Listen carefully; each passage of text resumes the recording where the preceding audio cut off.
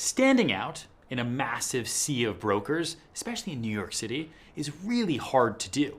I mean, there are tens and tens and tens and tens of thousands of real estate agents competing for like this much business every single day.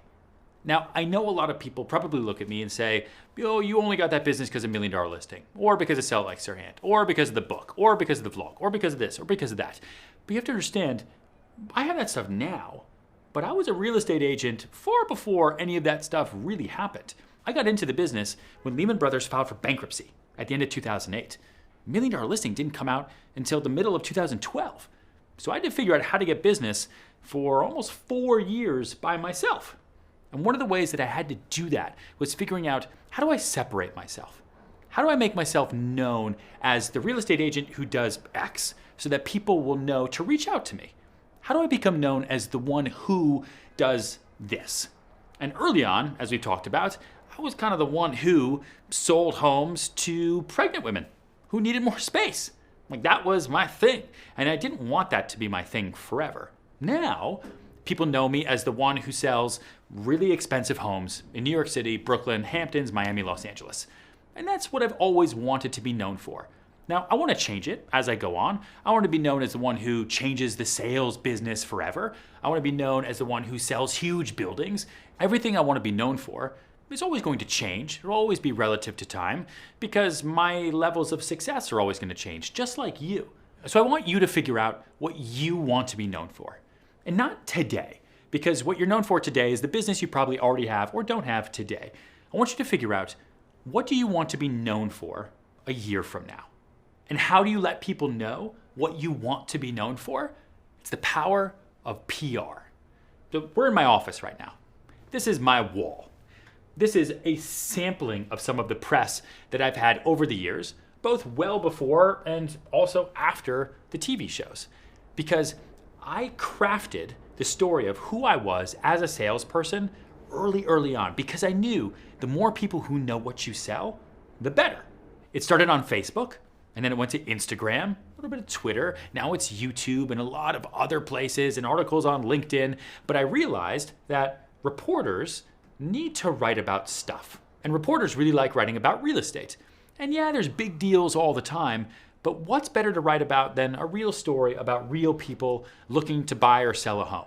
And so I made sure that I was really good friends with as many reporters as possible and as many bloggers as possible. And I made friends with everyone who runs all of the real estate websites that provide news about real estate, so that when they were thinking about writing an article about residential real estate, they would reach out to me. Now, I know, I'm in New York City. It's easier said than done, right? Especially in New York. But for you, it might actually be easier. Wherever you are, there might be a smaller community if you're not in New York or LA or another major city. If you are, then you're taking all of my advice and you're putting it to work. And if you're not in a big city and you're in a smaller town, maybe there's a local town newspaper that you can use. Maybe there's a reporter there that writes about real estate, or maybe you could become that reporter. How huge would that be? If your local town newspaper never wrote about real estate sales or the real estate market, you could become that person. And you wouldn't even charge anything for it because it would be helping your business. That would be huge. And anybody can do that. You can start a website right now, yournamerealestatereport.com. Do that right now. You could do that, and you could update it every day. You could update it every week. You could sync it out by email blast, by your personal website, through Instagram, Facebook, Twitter, LinkedIn, all of your different profiles, to let people know that you are the number one person to come to for real estate information. And I also really use the power of PR. So if you look at this wall, there's a lot of different things. Some of it is my face. That's funny. A friend did this drawing for my birthday a long time ago that said, "To the most sensitive broker in the business," and it's me playing with a squirrel. It's also, pictures of random models, because I gotta present an image here. This is the New York Times article when $1 Million Listing first started. Thought that was cool. Large egos on a small screen. This here is an article that I got into the Daily News. I had to really push for it. This was a long time ago. And it was listed for $799,000. And this was at the beginning of my career. I was not a broker anyone had ever even heard of, but I had this house that was really cool. It was in a funky building on 63rd Street, and I wanted to get everybody to know about it. And how did I do that? It's a good question. I found a reporter. I actually found a couple reporters. Only one reporter showed any interest in residential real estate in that part of town. And they said, I'm not really interested in writing about it because I'd only just listed it. I hadn't even sold it. So I told the reporter that there's actually an interesting story here. And in a later video, you're gonna learn how important stories are to selling. But here, these sellers were actually organic farmers. And this was their part-time residence. And they had renovated this little apartment with all these organic materials. It was like the most green, eco-friendly apartment ever. And I used that, and I pitched that to the reporter by myself, like sitting in my computer, sending little emails, really desperately trying to get this apartment some press. And she said, you know what? That's an interesting story. Like a New Yorker trying to sell an apartment in this really non-eco-friendly city to people who might actually appreciate that. And they wrote about it. It's a tiny little story. It's like the smallest thing I have on my wall here, but it worked. And I got them to write about it. And from that, I built a relationship with that reporter, and she wrote about a lot of other apartments for me for years to come after. And lastly, there's an award here. It's an award I got from LinkedIn for being the most popular real estate agent on LinkedIn. Granted, yes, TV shows and everything we've gone through, but I didn't have to promote myself heavily on LinkedIn. It's a lot of work to promote yourself on LinkedIn. It's nonstop articles, it's posts, it's connecting with people. It's a job to do that. And I take that job really seriously because on top of everything else, the best promoter for my business is me.